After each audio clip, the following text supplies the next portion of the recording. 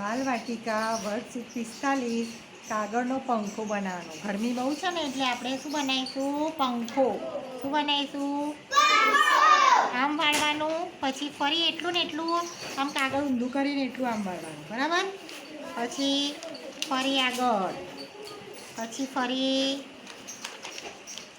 પાછળ, પછી ફરી આગળ, પછી ફરી પાછળ, પછી ફરી આગળ, બરાબર? પછી આના વચ્ચેથી આમ આપણે વાળી દઈશું. શું કરીશું? વાળી દઈશું. સરખું માપ લઈ અને વાળી દઈશું ને પછી અહીં વચ્ચે તમને ગુંદર હું લગાવી આપીશ, બરાબર? અત્યારે હું શું લગાવું? સ્ટેપલર લગાવી દઉં છું. અહીં આપણે ગુંદર લગાવીને એને ચોંટાડી દઈશું, બરાબર?